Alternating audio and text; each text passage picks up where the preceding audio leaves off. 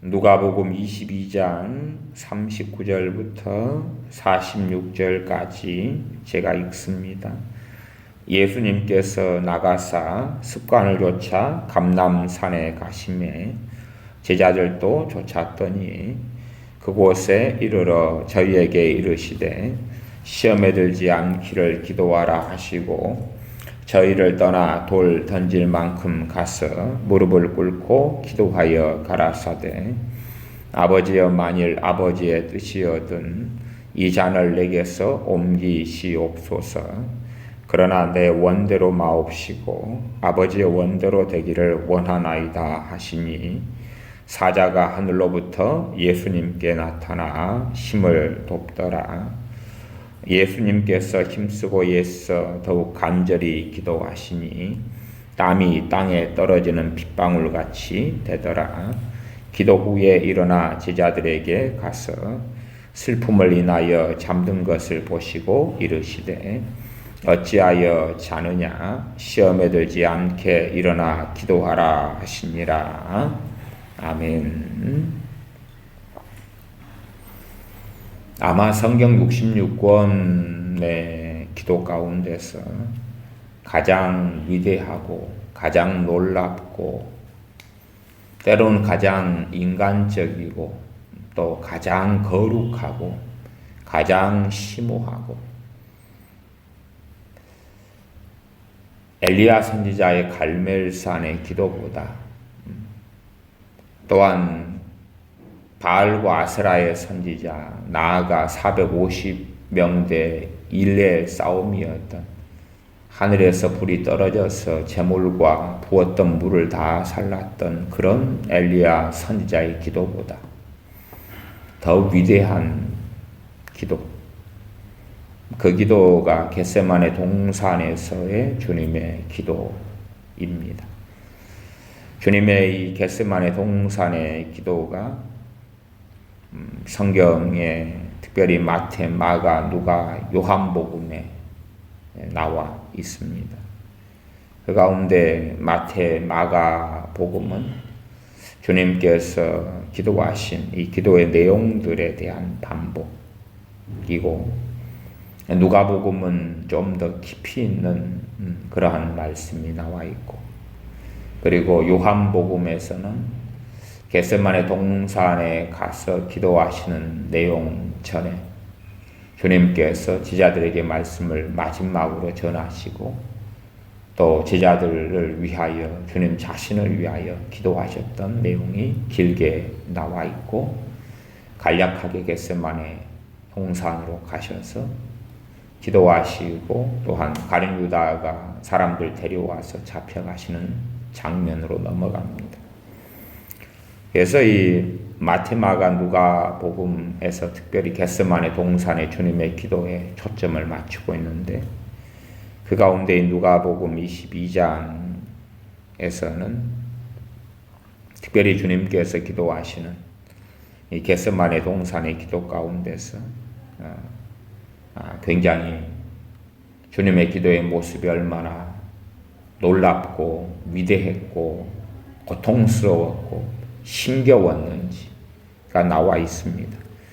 누가복음 22장 43절부터 제가 보면 사자가 하늘로부터 예수님께 나타나 힘을 돕더라. 사자는 천사지요. 그런데 천사보다 더 근원적인 의미가 보내심을 받은 이를 이야기합니다. 그래서 어떨 때에 구약의 여호와의 사자로서는 만세전부터 계셨던 우리 주 예수 그리스도, 선지하신 그리스도를 말씀하실 때가 있고 어떨 때는 천사를 이야기하고 어떨 때는 선지자를 이야기할 때도 있습니다. 여기서는 천사지만 근원적으로 우리 주님의 기도를 돕기 위하여 아들 되시는 우리 주 예수 그리스도의 기도를 돕기 위하여 아버지께서 천사를 보내셨다는 것을 알 수가 있습니다.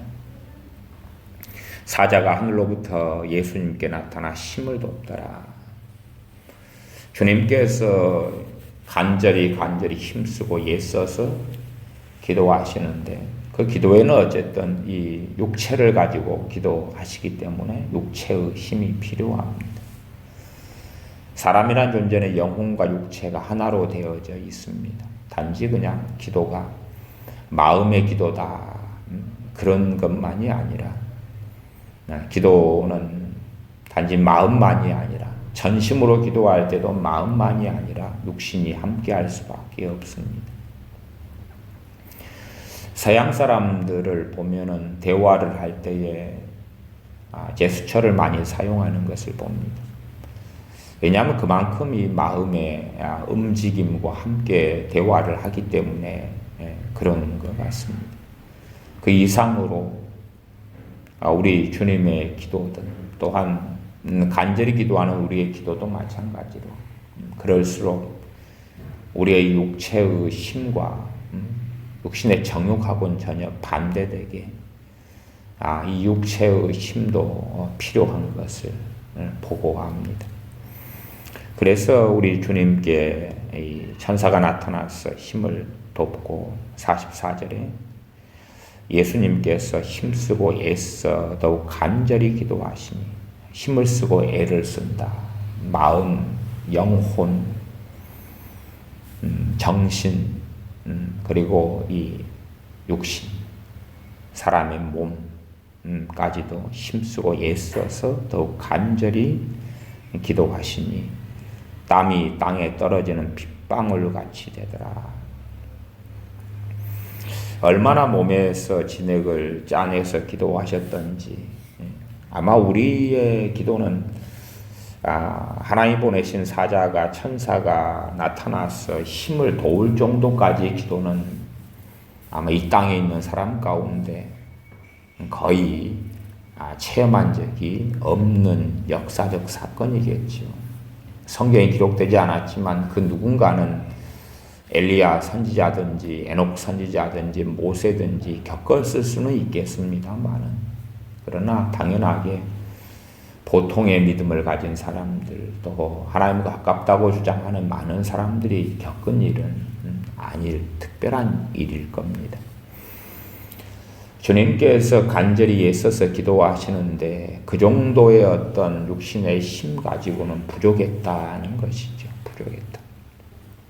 주님께서는 힘쓰고 애써서 더욱 간절히 기도하셨다. 그래서 땀이 땅에 떨어지는 빗방울같이 되었다고 말씀합니다. 우리의 구원을 위한 십자가, 우리의 구원을 위한 골고다의 사건, 십자가에서 우리의 죄값을 지불하시기 위하여서 주님은 기도가 필요하셨다. 그렇기 때문에 우리가 하나님 앞에 살아나갈 때도 기도가 필요하다. 또 우리가 하나님의 말씀 앞에 거할 때도 기도가 필요하다. 또 우리가 어리석은 삶 속에 들지 않기 위해서도 기도가 필요하고 우리 그리스도인이 살아나가는 힘의 원천이 기도이다는 것을 알 수가 있겠습니다. 심지어는 그렇기도 합니다. 어떤 사람들은 좋은 예언을 받기를 좋아하지만 그래서 좋은 예언을 받으면 운명론적으로 그 예언이 성취되고 이루어질 것으로 생각하지만 그러면서 자기 몸을 고달프게 하는 또 간절히 울부짖으며 하나님께 기도하는 것은 안 하려고 그럽니다. 성경 66권에서 하나님의 가장 절대적인 뜻이라면 우리 주님께 십자가에서 우리의 죄를 위해서 달리시는 것입니다. 그게 절대적인 뜻이죠. 그러면 하나님의 절대적인 뜻, 아들을 보내신 뜻이기 때문에 어리석은 사람들의 생각대로 한다면 겟세마네 동산에서 이러한 정말로 진액을 뽑아내는 것 같은 우리 주님의 기도는 필요 없었다. 그렇게 말할 수 있지 않겠습니까? 많은 사람은 하나님의 전능하심, 하나님의 뜻, 주님의 뜻이면 우리가 이것저것을 다 할 것입니다. 그러면서 책임까지도 주님께 또한 아버지 하나님께 떠넘기기를 좋아하는 사람들이 많이 있습니다. 정말로 기도 없이도 가능했다면 아버지의 절대적인 뜻은 아들 되시는 주님께서 십자가를 지시는 것이었기 때문에 주님의 겟세마네 동산의 기도가 필요 없었겠지요. 그러나 아버지 하나님의 뜻을 이루는 것은 기도와 함께합니다. 기도와 함께해서 그 어느 때보다 더 위대한 아버지의 뜻, 물론 주님께는 가장 고통스러웠던 사건이고 주님께는 가장 힘겨웠던 걸음을 위하여 주님은 가장 힘겨운 기도를 하십니다. 가장 힘겨운 기도 자체가 고통스러운 거죠. 기도 자체가 너무나 버겁고 힘든 기도. 주님의 힘만으로는 감당할 수 없었던 기도. 그렇기 때문에 사자가 와서 힘을 도울 수밖에 없는 힘겨운 기도. 정말 힘을 쓰고 애를 쓰는 기도. 산고의 기도. 산고는 해산하는 수고와 고통의 기도. 지금이야 엄마들이 제왕절개 수술을 통해서 아이를 해산하기 때문에 산고가 좀 많이 줄어들었지요. 과거에 자연분만을 할 때는 산고가 얼마나 해산하는 수고와 고통이 얼마나 심했는지 모릅니다. 물론 산고를 겪는 분 가운데도 수월하게 자녀를 낳는 분도 있고 더 극심한 고통 가운데 낳는 분도 있고 또 과거에 어떨 때는 의학이 발달하지 않았을 때는 자녀를 낳다가 돌아가시는 분들도 자주 있어 왔었습니다. 그럼에도 불구하고 저는 확신하고 믿는 것은 그 어떤 고통스러운 상고보다 주님의 겟세마네 동산의 기도가 더 힘겹고 고난스러운 산보, 해산의 수고가 동반되는 기도였다라고 믿습니다.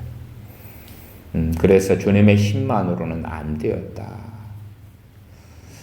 과거에 해산하는 자연분만을 할 때 느끼는 산고는 사실은 누가 도와줄 수 있는 게 아니잖아요. 스스로 산모가 힘을 내어서 그래서 낳는 것. 물론 낳을 때에 산파의 도움을 받긴 하지만 자기의 육체의 힘을 써야 했던 것이지요. 나 주님은 그 힘까지도 다 사용해버릴 정도로 그런데 부족한 거지. 그 힘까지 다 써버렸는데도 부족하다. 그래서 사자가 천사가 와서 힘을 도울 수밖에 없는 그런 상황까지도 갔을 정도의 필요한 기도가 필요한 시점, 그것이 십자가를 앞두고서 그러했다는 사실입니다.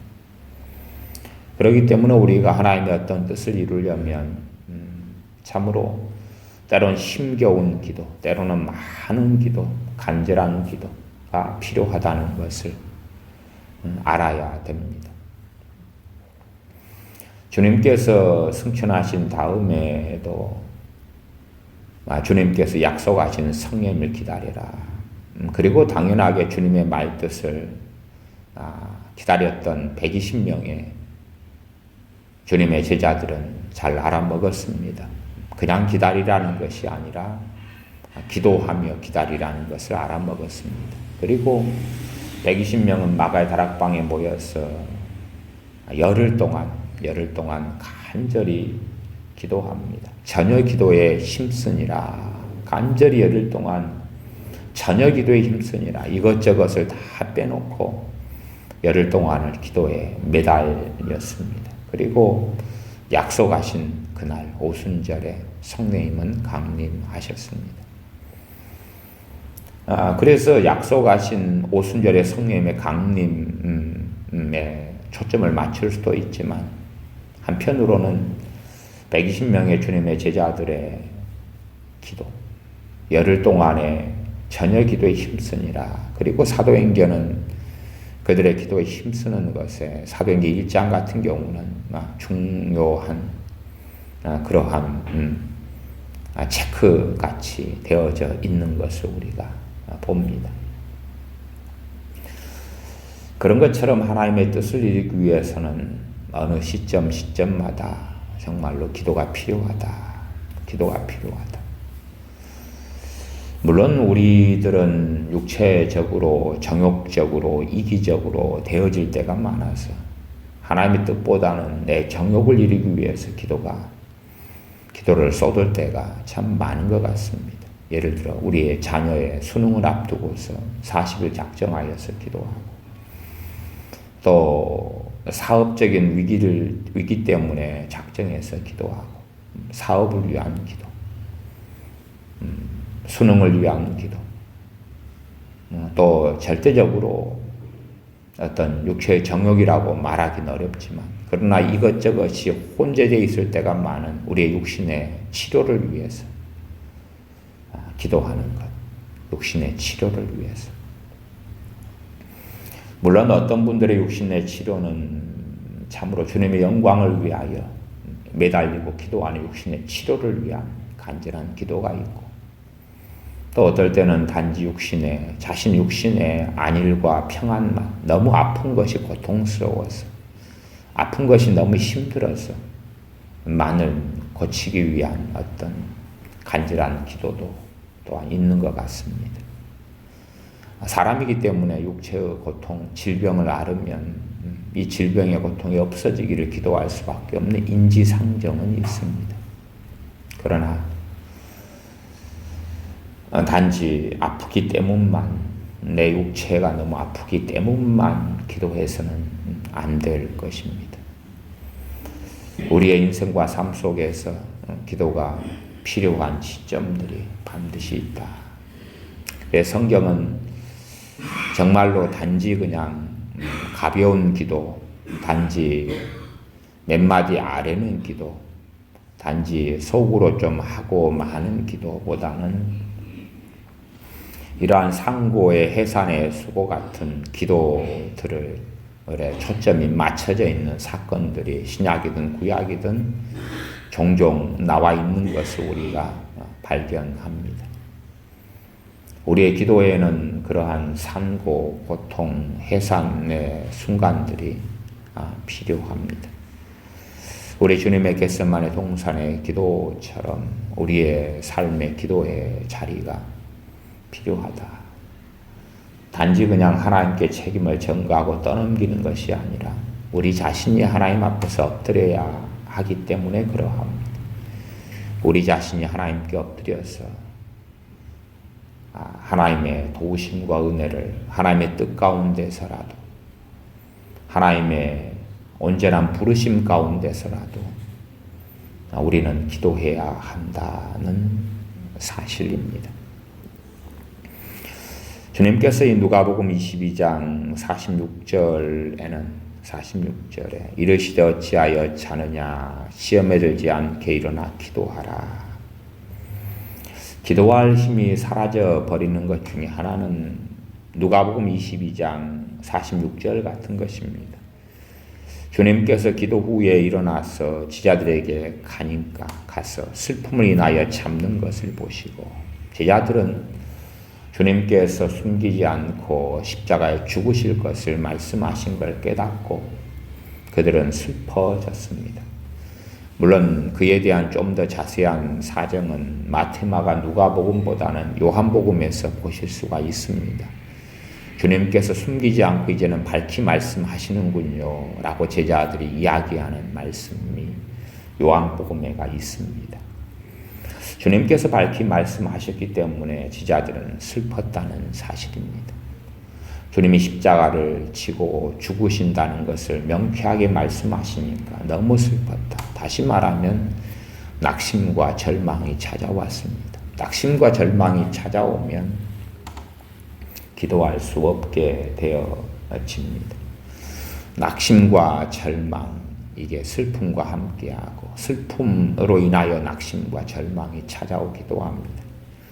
그래서 누가복음에서는 낭망치 말고 기도할 것을 비유로 하여 가라사대 하면서 누가복음 18장에 불의한 재판관과 가난한 과부의 이야기를 주님께서 하십니다.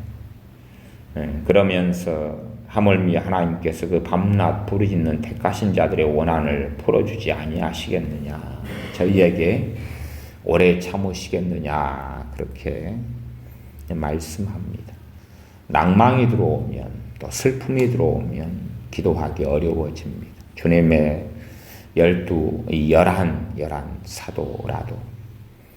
사도라도 슬픔이 들어오니까 절망 낙심이 들어와서 잠이 들고야 말았습니다. 견딜 수가 없는 거지요. 육체가 힘들어서도 잠이 오지만, 그러나 슬픔이 찾아오면, 또한 감당하기 어려운 슬픔과 낙심과 절망이 찾아오면 잠이 들고야 맙니다. 그때 주님께서는 어찌하여 자느냐고 말씀하시고 책망하시는 거죠. 시험에 들지 않게 일어나 기도하라. 고난의 때가 찾아오면 그 고난을 이기기 위하여서는 기도가 필요합니다. 그러나 그 기도가 약해지고 기도가 심히 이루어지면, 그래서 히브리서 말씀에는 연약한 무릎을 이렇게 세우라고 이야기하죠. 연약한 무릎이다 그러면 저는 비유적으로 그건 기도의 힘을 잃어버리는 것으로 저는 이해합니다. 시험에 들지 않게 일어나 기도하라.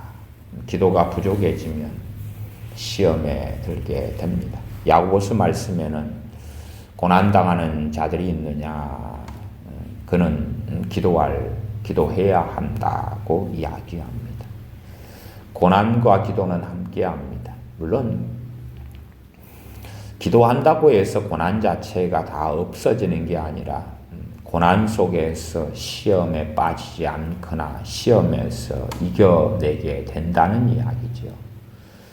그러므로 성경은 고난과 기도가 함께합니다. 물론 그리스도인의 삶의 기본적인 것인 고난이라고 성경 66권은 명확하게 특별히 신약 성경은 더 명확하게 말씀하고 있습니다.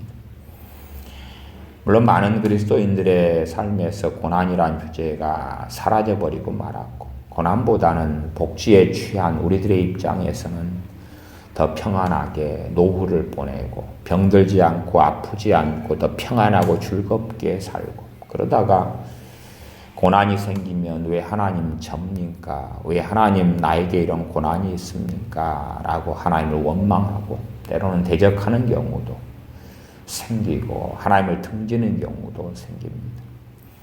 아마 나름대로 하나님을 잘 믿고 섬겼다 하는 그리스도인들 가운데서 고난을 닥치면 주님을 부정하고 부인하는 사람도, 혹은 믿음이 약해져서 하나님을 등지는, 또 등지지 않더라도 하나님에 대한 분노와 하나님에 대한 원망을 품는 사람들이 많은 것 같습니다. 왜냐하면 기본적인 기대치는 나에게는 내가 하나님을 섬기고 예배드리고 그러기 때문에, 또 조금씩이라도 기도하지 않느냐, 그러니까 고난이 없어야 된다고 생각하지 않을까 싶습니다.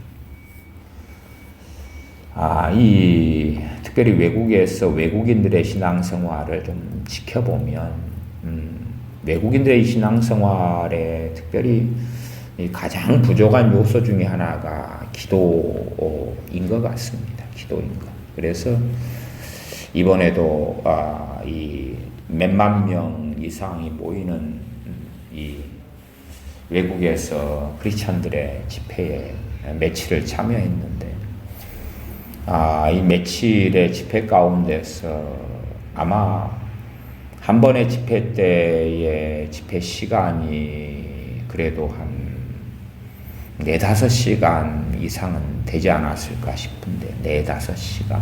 근데 기도의 시간은 전체로 따져볼 때에 한 5분 아닌 것 같습니다. 5분 안. 그러니까 대표기도로 마치는 거죠. 그냥 한 사람이 한 30초, 또 40초, 혹은 1분, 뭐 그렇게 안 되게 기도를 몇 차례 그렇게 하고 끝나는 것 같습니다. 그래서 한 뭐 1분짜리 기도를 한 5명이 했다. 그러면 5분이죠. 그 정도가 한 4-5시간의 집회 기간에 병이 치유되고 주님을 영접하고 회개가 일어나고 또 귀신의 발작이 정체가 드러나고 하는 이 놀라운 어떤 집회 기간에도 기도의 어떤 시간은 짧은 것 같습니다.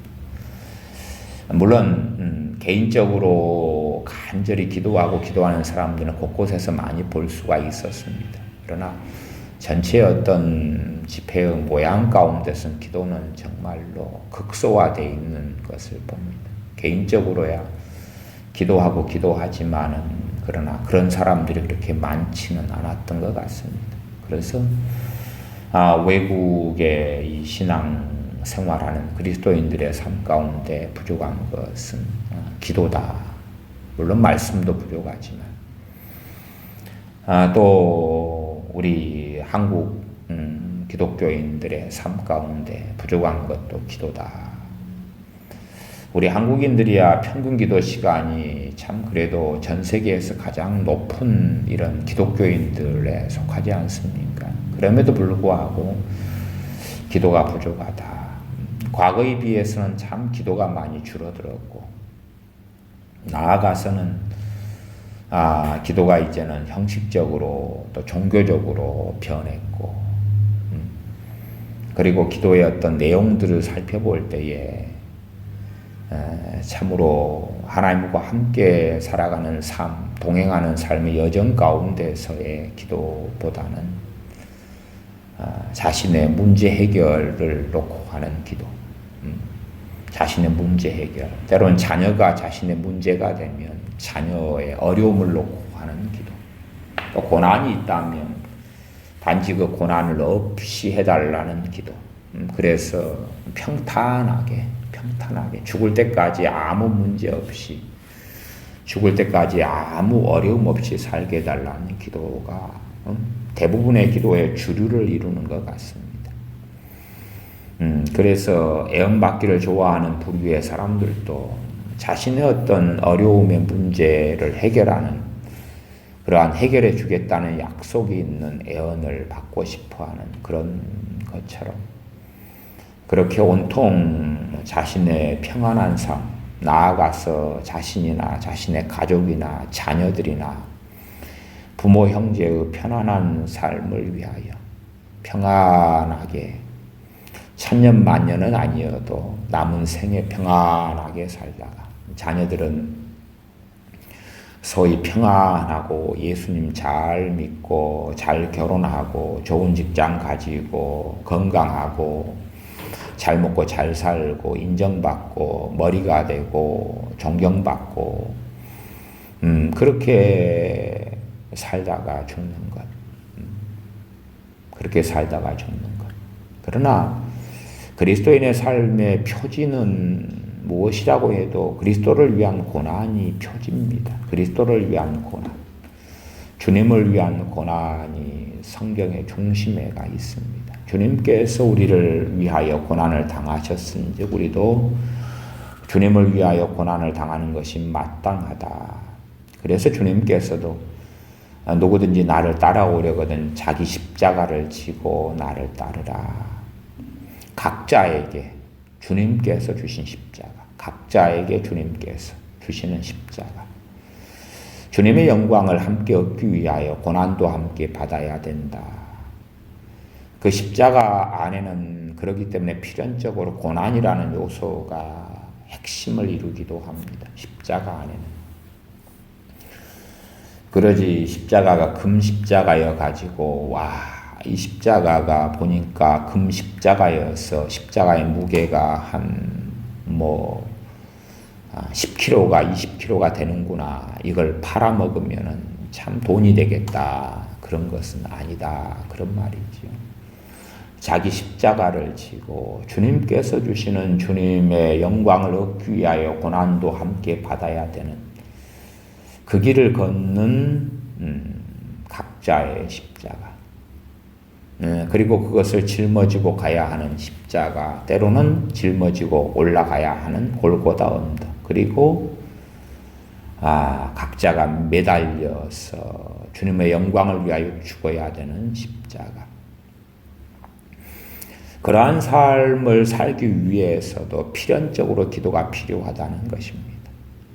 우리 주님의 제자들은 주님을 위하여 모든 것을 내버려 둔 사람들입니다. 주님만을 따랐던, 주님을 배신했던 가룟 유다를 제외하고 11명의 주님의 제자 사도들이 남아 있습니다. 그들이 살고자 하는 건 주님을 위하여 사는 삶이고, 말씀대로 사는 삶이고, 전능하신 하나님 아버지를 기쁘시게 하는 삶이었다. 그런 마음가짐, 그러한 주님에 대한 사랑을 가진 이 제자들, 사도들이었으나 그들이 기도하지 않으면 그들도 시험에 빠진다는 사실입니다. 그래서 누가복음 22장 46절은 어찌하여 자느냐, 시험에 들지 않게 일어나 기도하라, 그렇게 말씀합니다. 어찌하여 자느냐, 시험에 들지 않게 일어나 기도하라. 항상 기도에는 적절한 타이밍이 있습니다. 기도할 때가 있죠. 때가 놓쳐버린 다음에는 사실은 차가 지나간 다음에 손을 흔들거나, 기차가 지나가거나, 비행기가 떠난 다음에 공항에서 비행기를 향하여 손을 흔드는 어리석음보다 더 큰 어리석음이 있을 겁니다. 왜냐하면 비행기야, 앞에 비행기가 떠나버리면 뒤에 비행기를 타면 되죠. 그러나 기도란 때를 놓쳐버리면 그보다 더 돌이킬 수 없는 일들도 일어나기 때문에 그렇습니다. 예를 들어서 우리의 어떤 가족이 있다면, 그 가족이 암의 초기다. 근데 우리가 발견하지 못하고 있다는 거예요. 근데 성령님께서 우리에게 기도하기를 원하시는 거예요. 우리는 모르는데 기도하기를 원하시는 거지. 그리고 간절히 기도했는데 하나님께서 합력하여서 초기에 암이 발견되게 해주시는 거예요. 그래서 병원의 적절한, 의사의 적절한 치료를 받아 치료되는 거죠. 그런데 기도해야 될 때를 놓쳐서 암을 발견했는데 말기다, 그 말이 말기다. 말기에는 이제는 기도해도 대부분 응답되지 않잖아요. 말기 암은. 또 병원이나 의사를 통해서 치유되는 한계를 넘어버렸고요. 물론 말기암도 치료되는 경우는 있으나, 그러나 그것은 정말로 천에 하나 만에 하나 이상으로 드문 일이 되는 것은 우리가 압니다. 또한 어떨 때 우리 가족에 사고가 있다. 그 사고가 있기 전에 기도할 어떤 기회들과 감동들을 주시는데 우리가 놓쳐버렸다. 그리고 기도할 때를 놓친 다음에 우리의 가족이나 때로는 심지어 우리 자신이 될 수도 있죠. 사고로 우리가 죽고 말았다. 그럼 죽은 다음에 어떻게 다시 기도로 살려내거나 기도할 기회가 있겠습니까? 없고 말죠. 그러니 비행기가 떠난 다음에 손을 흔드는 것보다 더 좋지 않다고 말씀 드릴 수밖에 없는 것도 있습니다. 극단적으로 우리가 좋은 동기에서 했다 할지라도 과도한 주식에 대한 탐욕에 빠져서 주식을 했다. 그런데 주식의 폭락 사태를 앞두고 있다. 우리는 깨닫지 못하고 있다. 왜요? 탐욕으로 눈이 가리워졌어요. 근데 기도하도록 인도하시는 것이 있어서 우리가 기도할 때에 이 탐욕과 탐심이 깨달아지고 회개되면서, 그러면서 적절하게 팔게 되겠죠. 그리고 이제 주식은 폭락 사태를 맞이하게 되죠. 그러나 그러한 모든 기회를 놓쳐버렸다면 주식의 폭락 사태를 맞이하여서 우리의 재산은 반토막 이상이 날 것이고, 그리고 우리는 모든 것을 잃은 채에 주저앉을 수밖에 없는 상황이 되겠죠. 기도를 그 다음에야 좀 한다 해서 그 과거의 모든 것이 복구되는 것은 아니지 않느냐, 그 말이. 물론 기도는 필요합니다. 기도는 다시 시작해야 합니다. 그래서 새로운 자리, 새로운 출발을 다시금 하나님의 자녀는 해야 하고 그 걸음을 걸어야 합니다. 물론 오히려 더 많은, 더 간절한 기도가 필요하다. 그렇게 말씀드리겠습니다. 그래서 아버지의 뜻을 이루기 위하여 우리 주님께서는 그 어떠한 기도보다 간절한 기도를 하셨다. 한편으로는 저는 우리들의 기도의 어떤 방식이나 습관에 우려되는 것이 많습니다. 그 중에 하나가 관상기도나 묵상기도 같은 것입니다. 모든 교회들이 그렇지는 않겠습니다만은 어쩌다가 어떤 교회의 예배당에 들어가서 소리내어서 기도하다 보면 누가 와서 툭툭 건드리는 일들이 있습니다. 우리 교회는 조용히 속으로 기도하는 교회입니다. 소리 내지 말아 주십시오. 기도에 방해가 됩니다. 아니면은 그렇게 안 하더라도 이상하게 쳐다보는 그런 분들도 있는, 많은 교회들도 있는 것을 경험해 왔습니다. 왜 그렇게 우리 교회들이 변해 버렸는지는 모르겠습니다만 아마 최고의 고차원의 기도가 관상기도나 아니면 침묵의 기도나 묵상의 기도로 생각되는 모양 같습니다. 그러나 우리는 전인격인 존재여서 우리의 우리의 영혼과 육체는 하나입니다. 그렇기 때문에 오히려 주님의 겟세마네 동산의 기도가 가장 영광스럽고 가장 놀랍고 가장 대단하고 가장 위대하고 가장 아름답고 가장 고귀하고 가장 권능이 있는 그러한 기도였다는 것은 우리가 명심해야 될 필요가 있겠습니다. 구약에 있어서 엘리야 선지자의 갈멜산의 기도도 참 우리가 크게 치지 않습니까? 그래서 이 갈멜산의 기도가 야고보서에도 간절한 기도로서 나와 있습니다. 간절히 기도한즉 하늘의 문이 닫히고 비가 내리지 않고 다시 간절히 기도한즉 하늘이 열리고 비가 내리고 땅이 열매를 맺었다. 간절한 기도. 간절한 기도, 다른 말로 부르짖는 기도가 신구약 성경의 기도의 중심에가 놓여져 있다는 것을 우리가 다 이해하셨으면 또 깨달으셨으면 좋겠습니다. 관상기도나 또 침묵기도나 속으로 하는 기도를 무시하자는 것은 아닙니다. 그런 기도도 가치가 있습니다만 우리는 좀 더 어리석게 보이고 좀 더 바보같이 보여도 하나님 말씀이 진리라는 것을 깨닫고 아셔야 됩니다. 합리적으로 보인다 해서 옳은 것이 아닙니다. 그리스도인의 길이라는 것은 하나님의 방식, 때론 말씀을 잘 이해하지 못하고 알지 못하더라도 믿는 자가 되어져서 말씀을 따라가는 것입니다. 우리 주님의 기도 방식을 따라가는 거지요. 우리 주님의 기도는 많은 경우에 소리내어서 하는 기도였기 때문에 제자들이 주님의 기도 소리를 들은 다음에 우리에게도 기도를 가르쳐달라고 주님께 요구하지 않습니까? 주님의 이 겟세마네 동산의 간절한 기도처럼 하나님의 뜻을 앞두고서라도 기도가 필요하고 고난 중에서라도 기도가 필요하고 제자들에게는 시험에 들지 않게 일어나 기도하라고 말씀하셨고 유감스럽게 제자들은 기도하지 않아서 깊은 시험에 빠지고 말았다는 것을 우리는 알고 있습니다. 우리의 삶 가운데 기도라는 것은 또 사도행전의 1장, 2장, 3장, 4장 가면서 초대교회가 얼마나 기도하는 교회였는지 나중으로 가서는 이 기도가 식고 사라지면서 초대교회의 열정과 믿음도 사라지고 그들은 율법에 대하여 열심히 있는 변질된 초대교회가 되고 말았다는 것을 사도행전 후반부에서는 보게 됩니다. 그러한 중심에는 기도의 실종, 기도의 사라짐이 있었다 하는 것을 우리가 볼 수가 있습니다.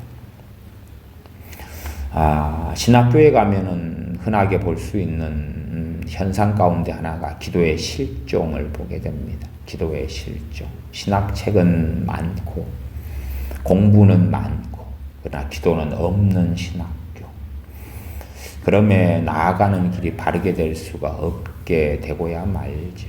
신학교에서 기도가 실종되고 사라지면, 기도가 사라질 때에 신학 실종도 오고, 기도가 사라질 때에 영성과 믿음의 실종이 찾아오고, 기도가 사라질 때에 말씀의 능력을 잃어버리는 것은 당연한 것입니다. 기도가 있을 때 성령의 도우심과 역사가 있고, 성령의 도우심과 역사가 있어야지만 말씀은 생명이 되고 영이 되는 것입니다. 기도하겠습니다. 아버지 하나님, 우리 주님께서 겟세마네 동산에서 우리의 죄를 위하여, 우리의 악함을 위하여, 값을 지불하시기 위하여 십자가를 짊어지시기 전에 힘쓰고 애써서 더욱 간절히 기도하시는 기도를 우리가 봅니다.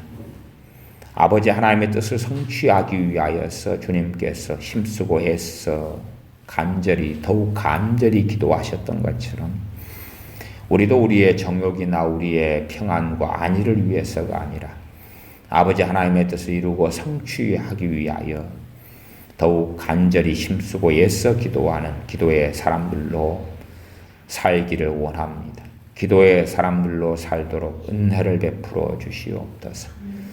기도가 있는 삶을 살도록 은혜를 베풀어 주시옵소서. 초대교회가 기도하는 교회가 되었던 것처럼 또한 우리 교회가 우리가 기도하는 교회들로 살기를 원합니다.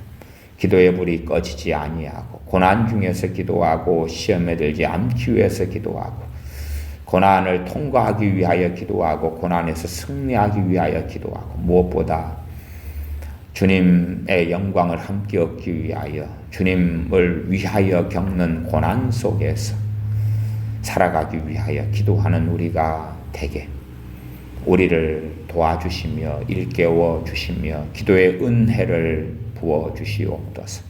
우리 주 예수님의 이름으로 기도하옵나이다. 아멘.